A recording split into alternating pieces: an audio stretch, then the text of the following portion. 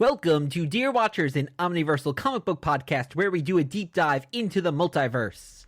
We are traveling with you through the stories and the worlds that make up an omniverse of fictional realities we all love.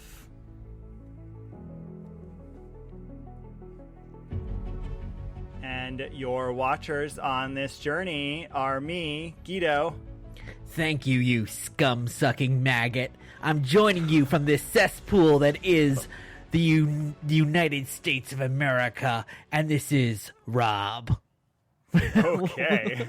moving right along, because if someone didn't read the episode title, they're gonna think you lost it. I have lost it, but before we get into this week's episode, Guido, what's new in our little section of the multiverse? Well, the last few weeks, we've been on DC's Earth 7, looking at Just Imagine Stan Lee for the first time. We'll have more of those coming in probably not too long. We'll check out a few more of those issues with some special guests. They were more fun than you would think they would be. That's actually a lot of fun. So that was a great 2 episodes we did on Batman and Wonder Woman, and we have a lot more to go on that Earth. We also keep putting out our Omniversity episodes. We're getting deep into Promethea, and you and I started watching Alan Moore's BBC Maestro storytelling class. So we are going to start discussing that on our episodes of Omniversity as we get into his story. Yes, so, Alan is sitting in like an abandoned attic with candles all around him, just the way you would want. A vinyl record spinning, exactly, like tarot cards. It's yes, very just well the way produced. You would want Alan to be doing a master class in a mystical chamber of some sort. Yeah, and please, right now, to help us out, help us grow in 2023, our goal, think of 2 people you want to tell to listen. So while you're listening, think of 2 people and please spread the word. Yes, and please also consider joining us on Ko-fi as a patron so you can access that Promethea podcast. And also, if you could please take a moment to leave us a review on Apple, that really helps other people find our podcast. And if you are joining us for the first time, we have 3 parts of our story. Origins of the story, what inspired this other reality, exploring multiversity, we dive deeper into our alternate universe, and pondering possibilities, we examine the impact and what's followed or coming in the future. And with that, dear watchers, welcome to episode 80, and let's check out what's happening in the Omniverse with today's alternate universe.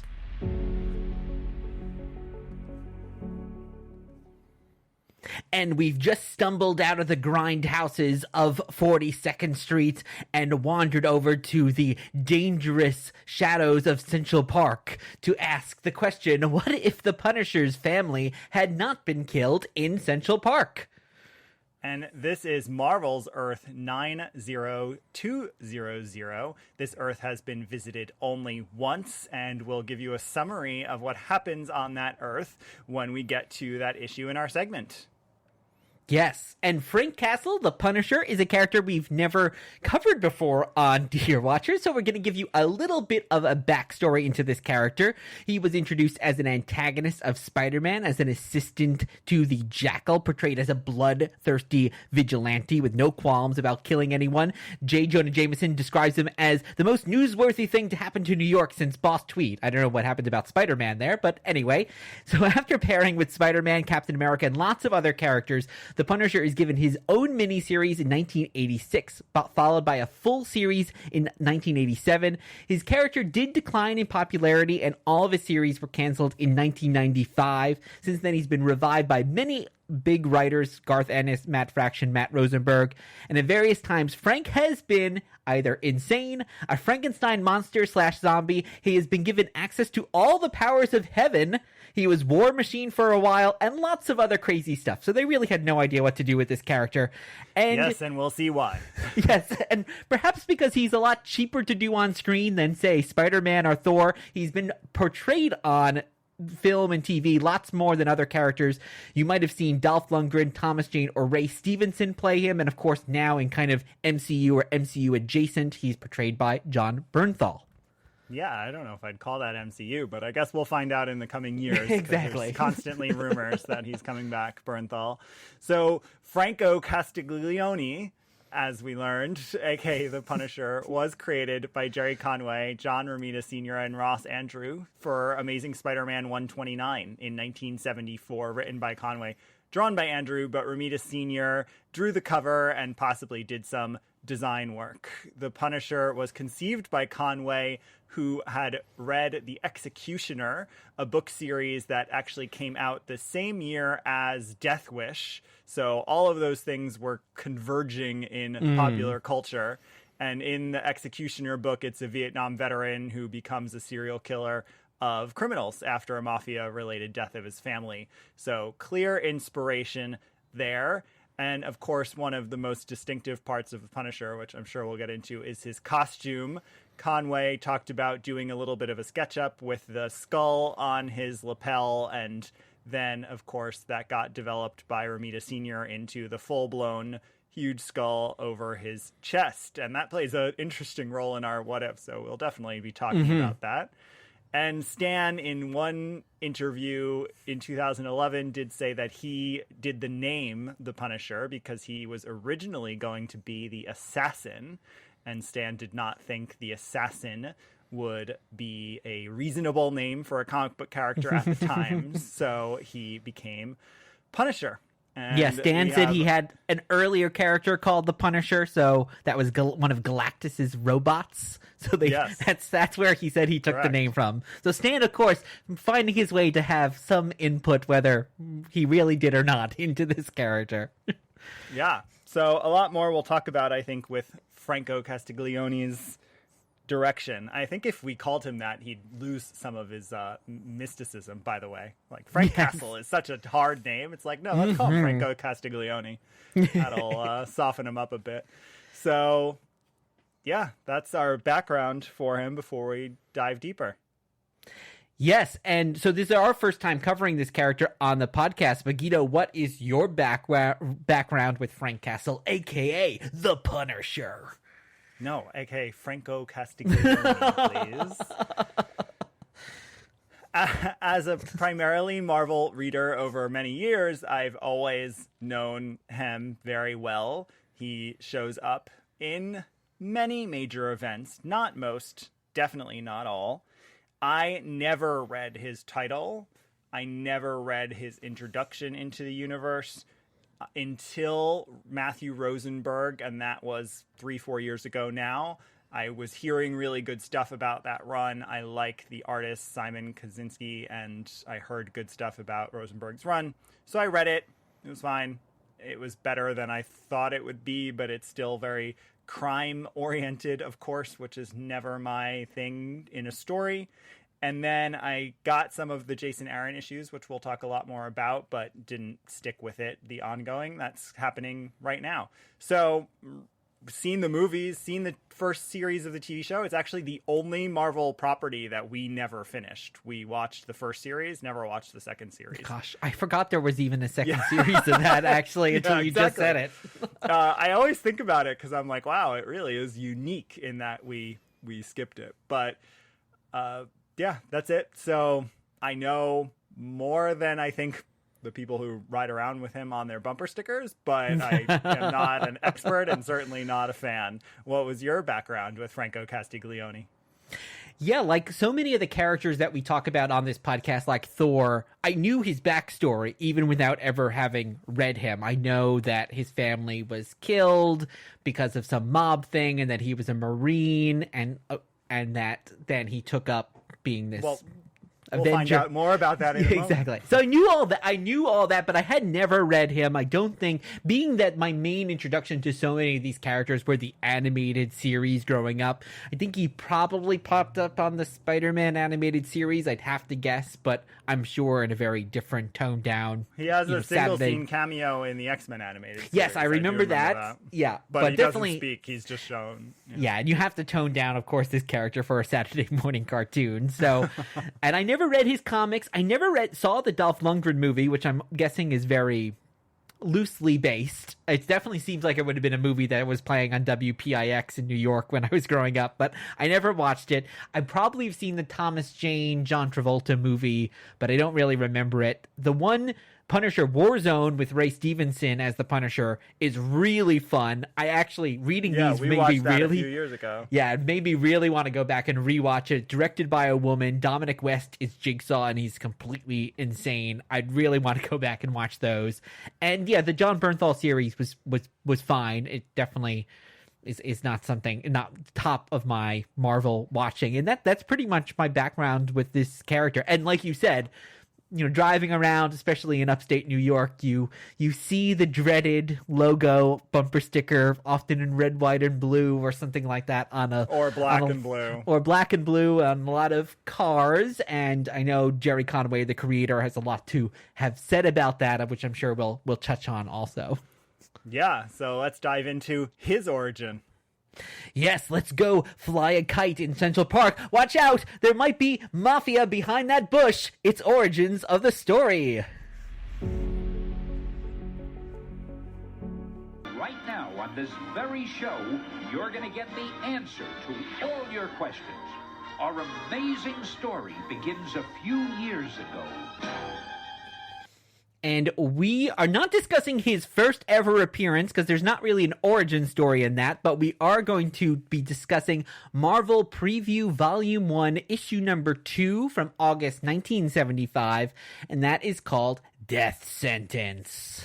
It's written by Jerry Conway, just less than a year from his debut, penciled by Tony DeZuniga, who did the inks. Colorist is black and white. So there's no colors. So that's not a name. The letters are Annette Kawecki, and it's edited by Marv Wolfman, Len Wein, and Archie Goodwin because it's the magazine format Marvel. So there's then interviews and other features in it. Of course, most of his appearances following his debut and return in Amazing Spider-Man are magazine format because those were not subject to the comics code. So they could include more of the violence that was a part of his character. So as you mentioned, we read this. We did read his first appearance along with this, but this has the first appearance of Maria Castle and his kids and the origin. And in his Spider-Man appearance, you don't even find out his real name. He's simply called the Punisher. You don't quite know any of his backstory. I think they might mention that he was a Marine or a soldier, but that's about it. So this definitely goes in much greater detail. Yeah. So I guess start with generally, I mean, it's very hard to separate. This is one of the harder times, I think, because he has such a cultural presence. I find it really tricky to separate like my reaction to this character and to try to engage the story, which normally I feel like I can do well. But so that's my preface to this.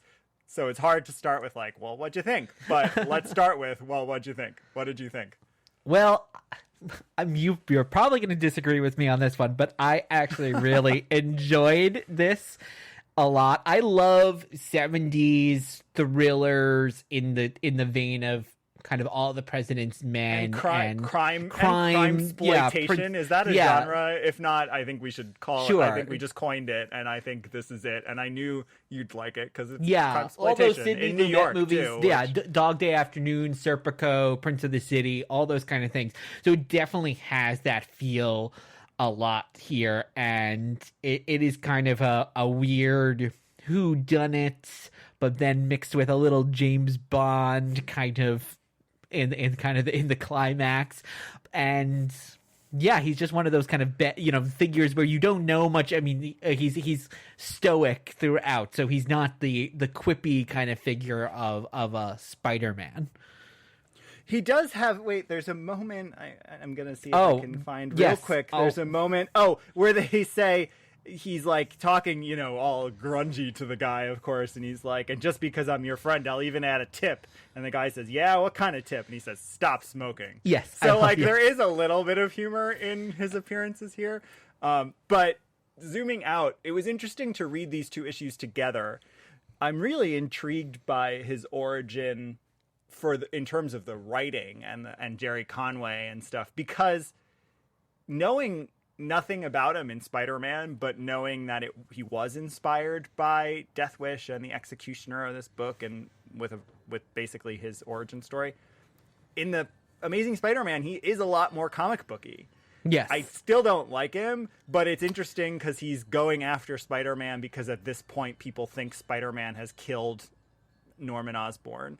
And so, and because the Daily Bugle paints Spider-Man as a villain, he's going after him, and the Jackal's sort of manipulating Punisher. So he's very cartoony and comic booky in that way. I mean, he still kills and he still has his revenge vigilante thing. But a lot of his weapons in the Amazing Spider-Man are more comic booky. So he shoots Spider-Man with a wire gun that traps him, and then he's got like a big mortar gun or something. He does have bullets, but a lot of them are those more comic booky weapons. While here in this next appearance, as you said, just like a year later, it's just gun, bullets, and that kind of thing. Yeah, so it's interesting. You know, I don't know if he was like really popular in Spider-Man and that gave the green light to this, or if the plan was always to have this more adult story available in the Marvel preview book.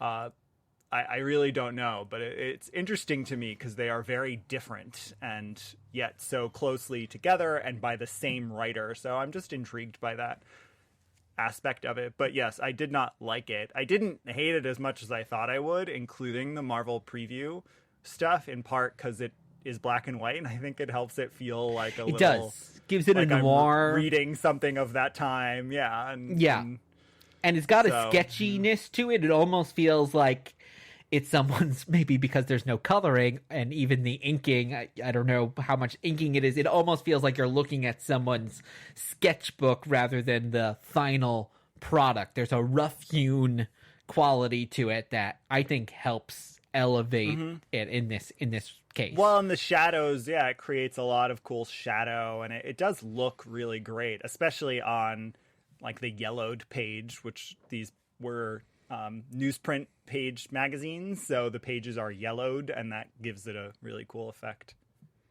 The other thing I noticed about it is it starts off right away with War Journal entry number 362.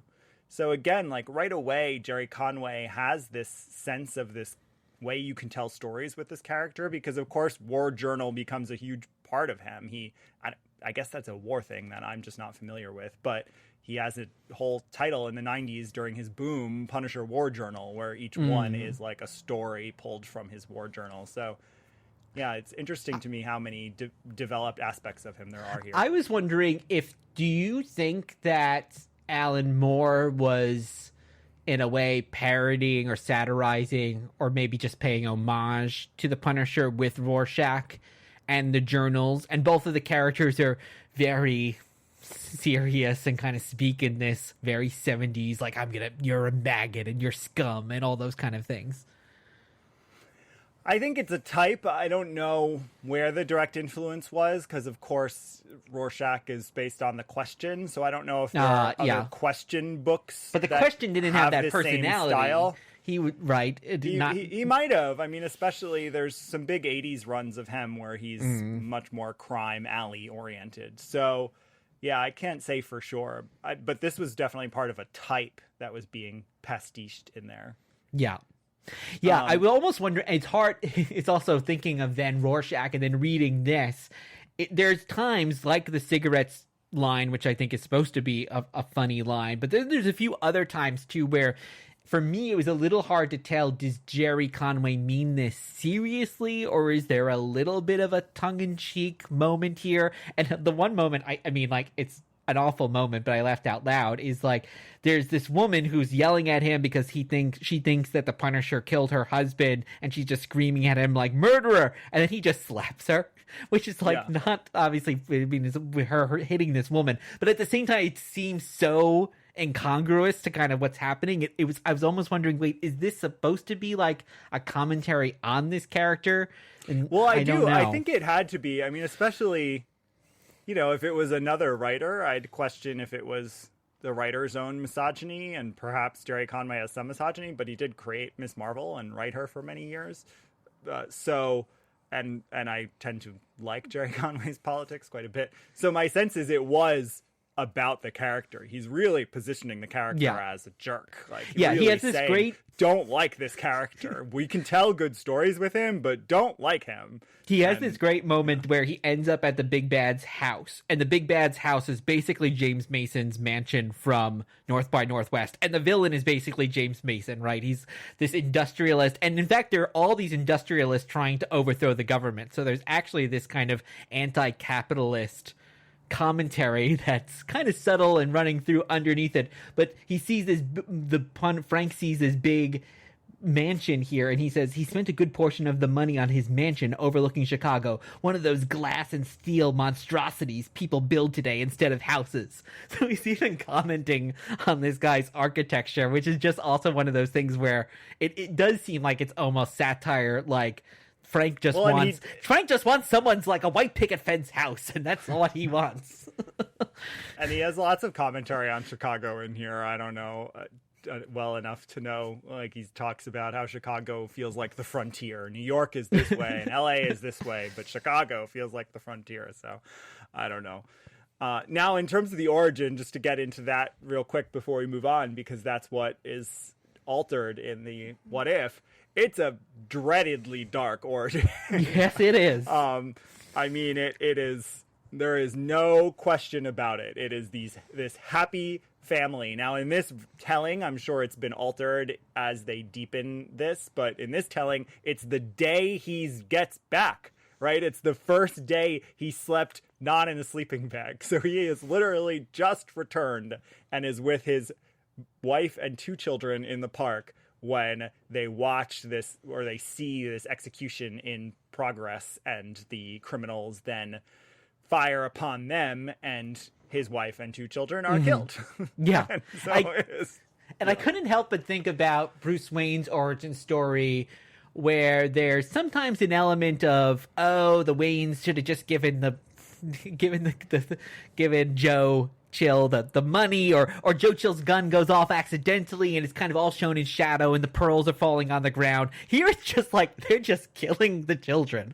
It is not at all, there's not a subtlety to it. There's not, oh, there was a mistake here. It's just like pretty brutal. Yeah. No, it is.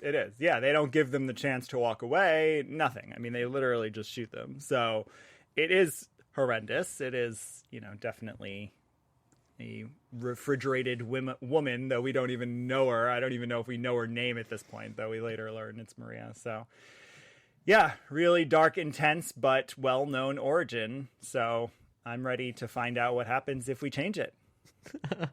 Okay, so let's jump on the IRT line and travel over the New York subway reference for everyone, and travel into exploring multiversity. I am your guide through these vast new realities. Follow me and ponder the question,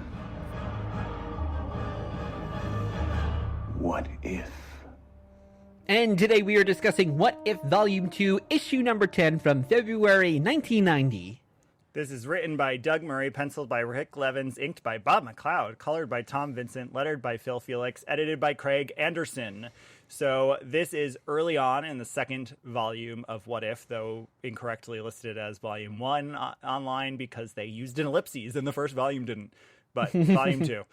And a little bit on the creators. So Doug Murray had just done The Nom for Marvel for about 4 years, a sort of odd title that I've never read, though I've had issues of never over heard my of that. life. Just telling stories from the Vietnam War. So it's The Nom, the apostrophe N-A-M, and it ran for like 80 issues. So Doug Murray spent 4 years writing that. He is a Vietnam veteran, and then transitions to this and a little bit of other Marvel work. He also wrote, you'd be interested in this, for Monster Times magazine. That was a big part of his career. Rick Levins, the penciler on this, this is his first work for Marvel, and then he actually did Gruenwald's Cap. So he goes on to do a lot of Gruenwald's Captain America run, and then some creator-owned and Valiant stuff after this, and passed away pretty young. And then Bob McLeod, the inker, just got an exclamation from me because he's, of course, the co-creator of the New Mutants and just a big 80s Marvel artist who's still around and still doing great work, mostly inking, often penciling too. lots of cool work. So that's the background on this issue. And this issue is asking the question, what if the Punisher's family had not been killed in Central Park? Although the cover question is, what if the Punisher's family hadn't been killed? And this is Earth 90200. Yeah, not to be confused with 90210, right? It's only a digit off. If only the Punisher was in Beverly Hills 90210. That's the crossover I want to see. Yeah. But no, the Earth number is the usual designation for those longtime listeners know that it has to do with the date. And so this is February 1990. So that's how we get the Earth number here. So a quick summary of this issue. We see Frank Castle and his family out in the park, but they narrowly avoid seeing the execution happen. So Frank is trying to figure out what to do with his life now that he's home from the war, and he becomes a cop. But of course, as a cop, he discovers that there are other dirty cops. There are judges being bribed. There's all sorts of criminal activity. He starts collecting evidence for the, I guess, commissioner or the captain or whatever, yeah, thinking that he's working for good. Of course, the captain is also dirty. Meanwhile, his son dresses up as a homemade superhero for Halloween and calls himself Captain Punisher. Inspired by Captain America, he wears all black with a skull on his chest and carries a gun. We can talk more about that. And then the criminals are attacking the castle house because he has the evidence in the middle of the night. They kill his family and a house guest he has that night, so they think Frank Castle is dead. But Castle survives because of the porcelain wall in his bathroom, which is a strange detail, but it is what happens. And then he starts killing the dirty people one by one, kind of as a sniper, and he gets first called the Angel of Death by the newspaper, and then he sends the newspaper all of the evidence that he has so that they can see that actually what he's doing is good. It's not bad. Kingpin owns one of the newspapers and ends up being kind of a nemesis for him. But he ends up confronting finally the captain, who was the head of it all, who doesn't realize he's alive, kills him and takes the name The Punisher. And that ends our alternate Earth. So what'd you think? All narrated by Uatu, I should add. But yes. I enjoyed this in that it is definitely a super classic what if story that we've discussed many times on here, where there is that one inciting moment that changes everything, but then ultimately the character ends up where we always know them, just in a different route. And that's kind of a what if that we've seen many ways. And I think we've often also kind of compared it to the Twilight Zone. And I think Uatu is in full Rod Serling mode in his first appearance there. And the whole story, that kind of classic Twilight Zone storytelling where, the character takes different direction, but ultimately fate is almost inevitable, where destiny cannot be altered. His family has to die and he has to become the Punisher. I think what doesn't work is even some of the other, and we've talked about the status quo resetting what ifs and the way that's a version of it, but I feel like in a lot of the ones we've explored and a lot of the ones that are out there, the alternate path does something different that's really interesting, or brings in other characters at least. So even if you end back at status quo, you had this very different journey. This is not that. This is the exact same story, just under slightly different conditions. Like there's nothing about this story that is at all distinct from his actual origin. Nothing. Well, perhaps you're saying that too because so what happens here in this Earth is that the Punisher's little boy's kite gets stuck on a bush, and right behind that bush is where the mafia executions are happening, but they're able to get the kite off the bush without seeing anything and then go on their merry way, and they're not killed there. But maybe to what you're saying is it's not that Frank takes a different route. It's not that he sees the murder and decides, I'm going to ignore it, and that's what gets his family not killed. It's just that he doesn't see it. So it's not the most actionable choice. Everything, though, even when... So then, I mean, the only difference is he becomes a cop for a minute. But then same deal when his family gets killed. Like, that's it. They just get killed. They get killed by a criminal organization, right? They don't get killed accidentally. They don't get killed another way. They don't... Two of them don't die while one lives, right? Like, nothing about it varies. They get murdered by a criminal organization while he's there. Same thing. And then he just becomes a Punisher and starts killing criminals. Same thing. Like nothing about it differs at all. I think what does differ, and maybe they didn't go into this as much, is that he becomes a cop and he does think that he can change the system from within. So in the Frank that we know in the 616, he's not trying to change the system from within. He's just this merciless vigilante. But here he is trying to a cop. He's trying to do the right thing. He's going through he's talking to his captain. He's trying to go through the procedures that he should, but he doesn't know that the whole system is corrupt. So maybe that's what the story they're trying to tell is. He's trying to do it the way you're supposed to, and then he still failed. Well, what's interesting about that, you pointing that out, is it's making me realize that in his origin, and I'm sure, again, this is added later on, but in his origin, as it's first presented and we just read it, it doesn't explain why he feels he needs to work out of the system. So the fact that a bunch of criminals in the park have killed his family doesn't explain why he then thinks he can't just work with the police or something like that. Yeah. Whereas this issue does give you that explanation up front. So I guess that's a little different. But yeah. Even the fact that he ends in the same costume, like, I wanted him to end in a slightly different costume, but he ends in the exact same costume. So I don't... It is a full-on status quo reset Earth. He does not become Captain Punisher like his son. I even wish, like, that would have been a difference, right? At least let him call himself Captain Punisher, but no. Or Angel of Death, right? Let him keep the name Angel of Death instead of Punisher. So. Yeah. And definitely still, even though, like you said, we don't even really know his family's names in his origin issue, here his family is still definitely to the sideline. They are not the face of this story. I especially feel bad for kind of this random cousin character that looks like Frank with a mustache who ends up literally on the worst night possible to crash on their couch. Staying over. It is very convenient. I loved the art. It's really classic stuff to me, and a lot of it I think is McCloud's inking. McCloud's inking is so tight. It reads like a really, really strong, like, Kurt Swan Bronze Age Superman. Like, it just has beautiful lines and looks so comic booky, but the expressions, and he actually does remind me of Clark Kent as I'm skimming through these pages. He does. So he does look like funny. Him. But I loved Rick Levin's work on this and Bob McCloud's inks over it. I really liked it a lot.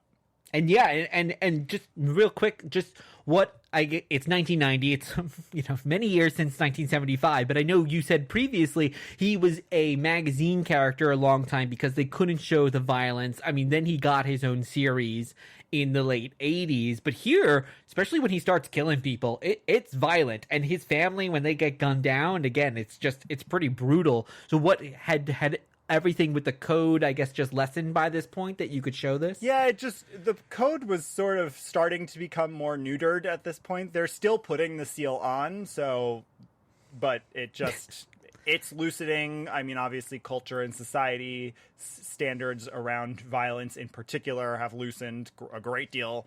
And so it's loosening at this point, and then it'll persist for a few more years before the judge goes away. is clearly at a house of prostitution with these sex workers, which again for a comic that's kind of for children is pretty interesting. And then he walks outside, and then he just gets gunned down by Frank. It is pretty striking for a comic book still in like Yeah, the 1990s. and when the police officer giving the eulogy is shot, like you even Yeah. have the blood on his chest as he's falling over. And it's a very cinematic kind of scene where he's fallen over and he's clutching the American flag on what is supposed to be Frank's coffin, and he's like pulling it off of the coffin, and all the other police officers are running around. He definitely right away, like we were talking about 70s crime movies, right away it feels like a 70s crime movie. Frank Serpico, the actual person who was also in the film depiction, is mentioned in this, so I feel like the artists must have been pulling from some of those cinematic influences from decades earlier. Yeah. So this Earth, as I mentioned before, we move on from this Earth to explore more of Franco Castiglione. This Earth has never been revisited. It's never been depicted even briefly in the background of something. I mean, again, you probably really couldn't because it just looks like our Earth. But do you want to go back to this Earth? No, it doesn't matter because, as you said, it doesn't matter. He It's ends our up Earth. in the same spot. It's our Earth. Yeah, it's such a slight revision from the 616 that I don't think there's any need to go back to this Earth at all. So, all right, ready. Okay, let's get that kite out of the tree and go into our pondering possibilities. Watch out, that's not thunder. Ah! Ah! Will the future you describe be averted, diverted, diverted? So, Guido, what are we talking about for our pondering possibilities? Well, I forgot to tell our listeners at the beginning of this episode that this is the first episode you've ever constructed. So, though I went in Of course, and I revised choose it the and took a few violent things out. 70s character that you hate. I know. Yes, that's I of know. course the one I choose. You did. You snuck this one in. But yeah, I revised a few things. So I'll answer this question that you can jump in. I mean, what you did is you went and found a few points where it looked like Maria Castle had come back. There was one earlier than this, but I read it and it's the Red Hood or the Hood. I don't remember what he is in the Marvel. It's just the universe. Hood, yeah. He resurrects or is about to resurrect Maria Castle. She's like crawling out of the coffin via magic, and Frank has someone torch them because he doesn't want them resurrected. So it doesn't really count. And then we landed on this issue because this is the current run and she is actually resurrected in this. And so it gives us the chance to sort of imagine what if his family was alive, and we can talk more about how that works in this run. What's the phrase where they say that people have said that the one rule at Marvel for a long time was you couldn't bring back Uncle Ben or Bucky Barnes?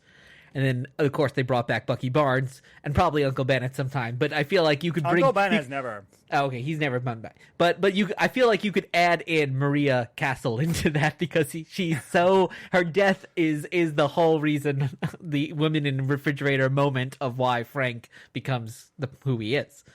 So, yeah, this is Punisher, Volume 13, Issue number 1 from May 2022. And this is The King of Killers, Book 1, Chapter 1, The Blessings of War. And we also read issue number 2 of this series as well. And I actually skimmed through the current issue, which when we're recording 9 is about to come out, because this is the 2022 big major reboot getting a lot of attention for reasons we'll talk about. Written by Jason Aaron, penciled by Jesus Saiz, with Paul Azaceta, inked by Jesus and Paul, colored by David Stewart, lettered by Corey Pettit, edited by Martin Biro, Annalise Bisa, and Tom Brevoort.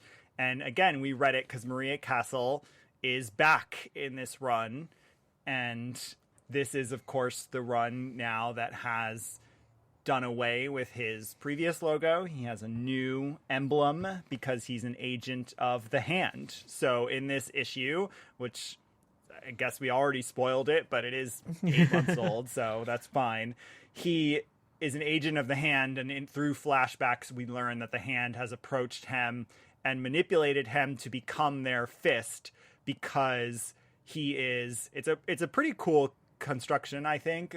The the person who leads the Hand says that he is the best killer there ever was, and to reinvigorate the Hand, to make the Hand a force to be reckoned with again, they need him leading them because he is the best killer. Now, the only reason he agrees to it is they bring him back Maria Castle, and the rules that he forces them is that they will only kill the people he tells them they're allowed to kill. And there's one scene in this first issue where there are, I think they're called rapists, child abusers, something else, and he kills them. Yeah. And Maria, the Hand can no longer train and like basically steal babies.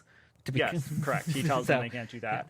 And now Maria's back. She has lots of bullet wound scars, and she does not remember anything. She's a little confused. She does not know that the children are dead yet. And yeah, well, let's talk more. I mean, what do you think of this? And then I can share more of what happens in the issues that are more recent that I saw with Maria. I like this a lot. I'm a sucker for cult stories and black magic and occult and a little bit of ninja samurai kind of all that kind of stuff. So I mean, this definitely crams all of those things in here, where we have this black magic story and lots of violence. Again, speaking of, we were just talking about violence in the other issue. This one takes it. Woo! I was surprised that they're able to show this in comics today.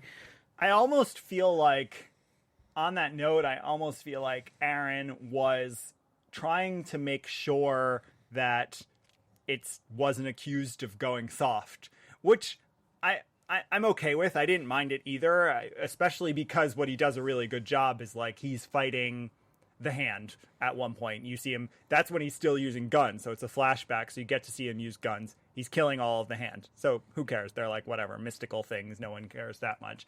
He's killing all the warriors of Ares, and they're using like these souped up weapons, and they might even be mystical too, and he's killing them with swords. So yeah, there is a lot of blood and violence, but it's always constructed in a way, with the exception of that scene where he just slaughters people who are rapists and child abusers. Oh yeah, he just cuts off all of their heads, and we don't really know, are they really guilty? We're not really told anything about them. And he's like, bring me more.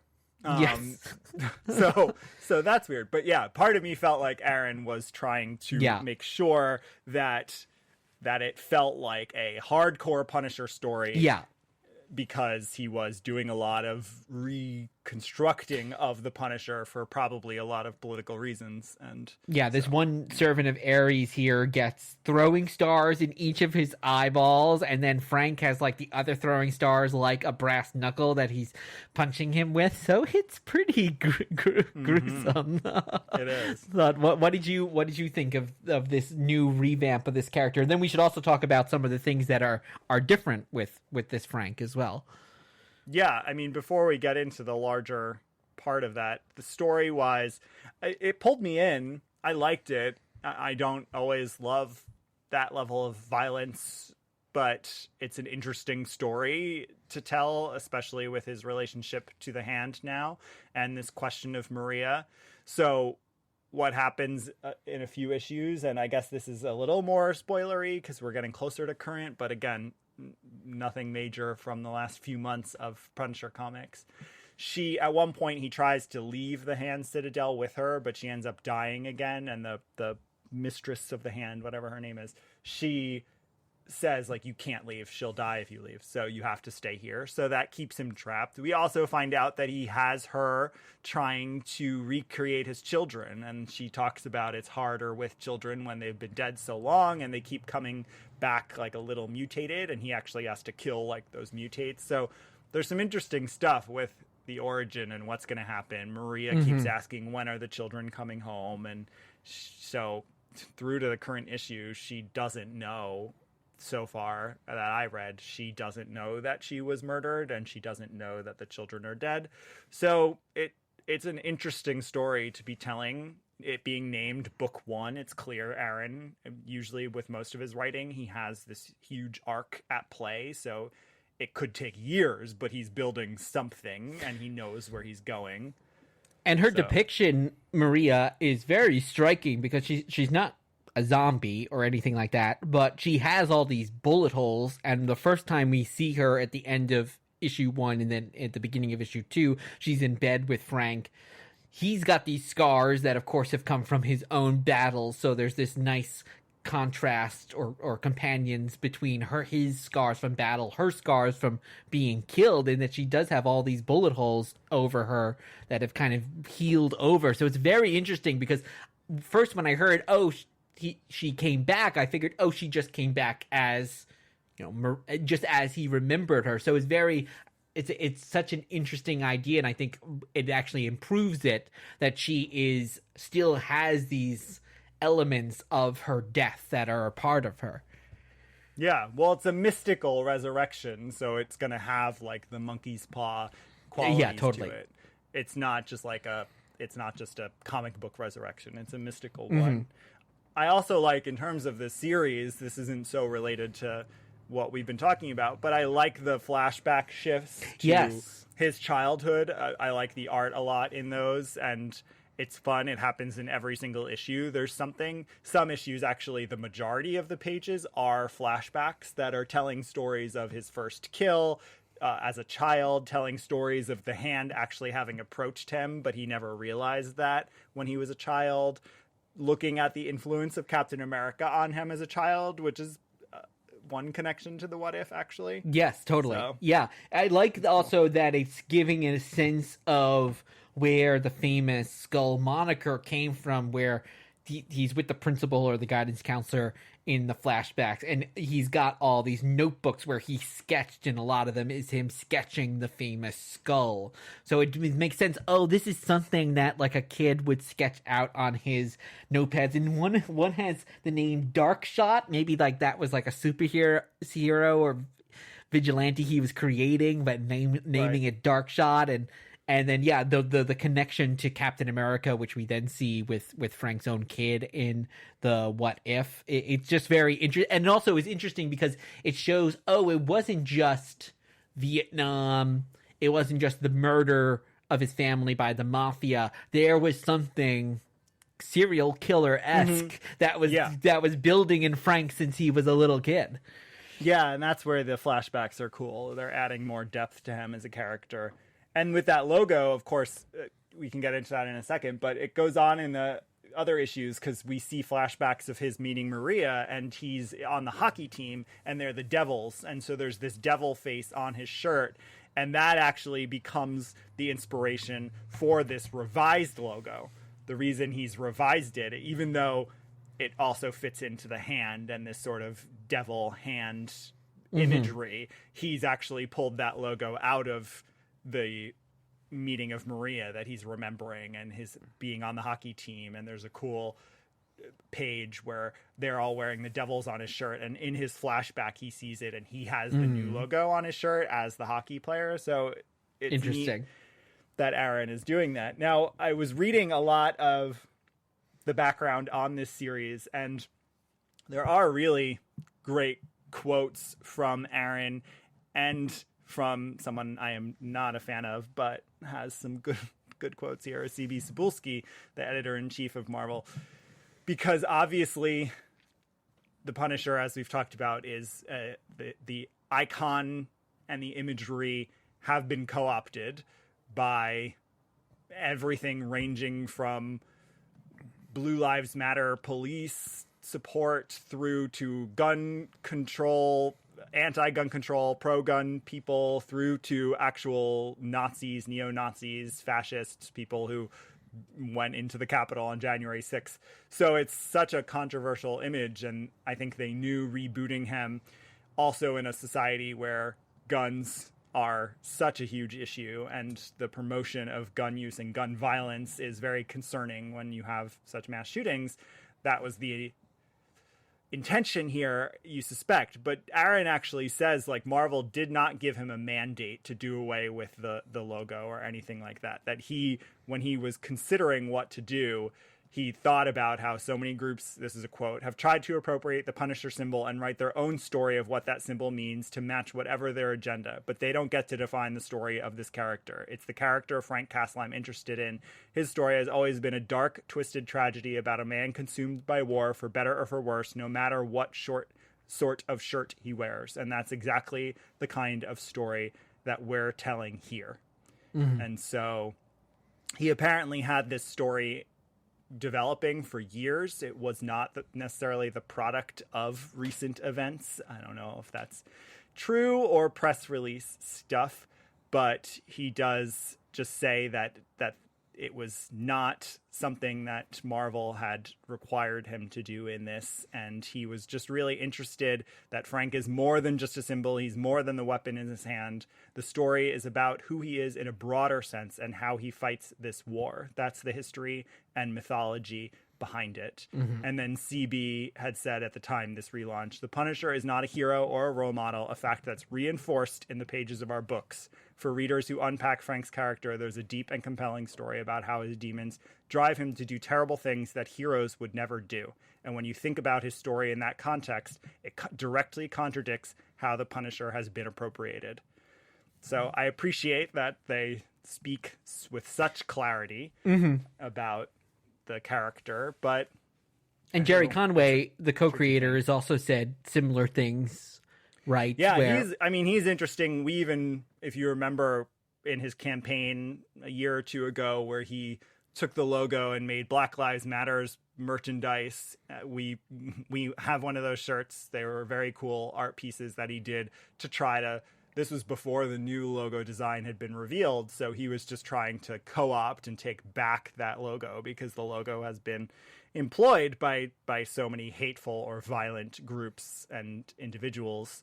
You see that too. You see it with like trans co-opting of the logo I've seen online. And there's some cool campaigns to try to do that, but of course now it seems like Marvel just won't use that logo anymore. Now, in these books, they do flash back, obviously, and show him with it. And what's cool is a few issues after this, Ares actually wears his old symbol to antagonize him and to try to, like, fight with him. So, like, they're not ignoring its existence by any means, but I think they're doing a good job of trying to move away from it. Yeah.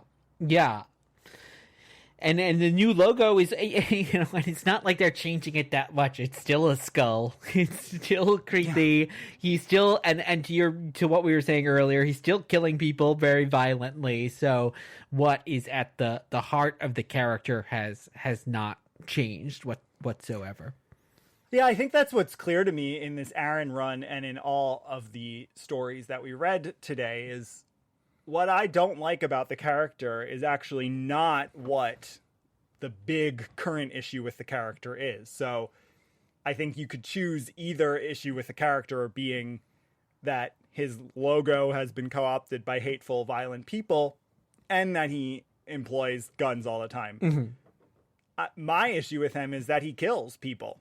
Yeah. And doesn't kill, like, not in a cartoony superhero way. He's not killing some arch villain. He's not killing, you know, nameless Hydra agents, right? He in that scene in issue 1, he's killing these people. And like you said, who's determining their guilt? And I'm not a supporter of the death penalty, so I wouldn't be supportive. Which Frank does say the capital punishment should come back in. I think it's the What If where he's like, we should bring back capital punishment. So, yeah, that's why his child names himself Captain Punisher. Oh yes, exactly. From capital punishment. Yeah, he takes those words. But at the same time, I think I'm just not like, but I'm okay with that existing as long as he's never, you know, glorified. Yeah. But I'll never be a big fan of a character that kills people. I've never seen the Death Wish movies and I never will. Sure. Yeah. I do wonder, kind of going back to what we were saying earlier, if in some of this there is supposed to be satire, which of course has been lost on the people that have co-opted. But even when he says, should capital punishment come back, it almost could be read as a funny line. It's hard, you have to read, but and also in this Jason Aaron issue, like the moment I love is in the flashback when the hand attacks him, and then he opens up his refrigerator and he's just got knives in his refrigerator. But he also has a carton of Chinese food and looks like a carton of milk and maybe like some cold cream or like there's a little thing there. But it's all those little moments and some of the lines that we talked about earlier, like the smoking line, stop smoking even though he's killing all these people.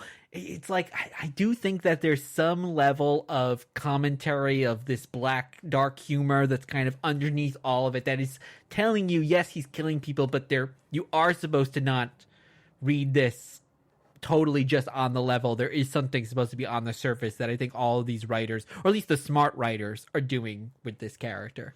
Yeah, I think you can read him for sure as like a Red Skull. The Red Skull is never supposed to inspire someone to want to be a Nazi. And I think it's fine that the Red Skull exists. I guess the Red Skull is so squarely a villain. And I think what's tricky is that for decades, the Punisher became so popular that they made him on the side of heroes, even if he's an anti-hero, blah, blah, blah. Yeah. Marvel did, regardless of what CB is saying today, which I appreciate, Marvel did construct him as a hero for decades so that they could sell more of his books. And there's a big difference between him and a character that actually kind of has a very similar outfit, which is Venom, who's also a villain anti-hero, but Venom's eating people, right? And like has webs and stuff like that. So it's like, oh, it's different. He's not a war hero, quote unquote. He's not shown always in a heroic light. So yeah, I think the sense of realism about Frank is the tricky part, which is why I think they do offset it with the occultness, or even going back to the Marvel preview that ultimately the villains have some giant laser gun. It's still, they're trying to always bring it a little bit back to the comic bookness about it all. Yeah. Which is what the Punisher Warzone movie does so well. And maybe the Netflix series didn't do as well, which is like with the Warzone movie, it's like, okay, we're just going to show people's limbs flying everywhere and it's not going to be realistic at all. Yeah.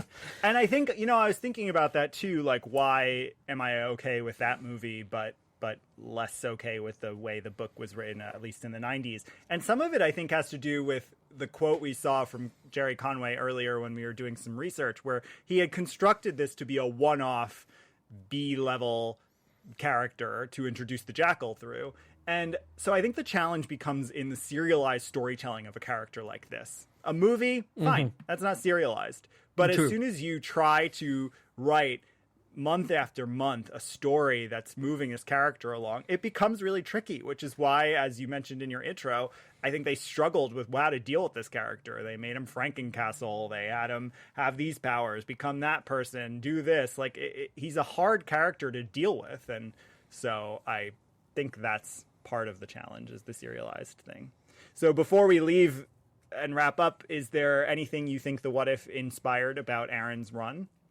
I don't know if it officially inspired, but I think going back to what we were saying earlier about Maria's death is so important to the character, just like Bucky Barnes or Uncle Ben.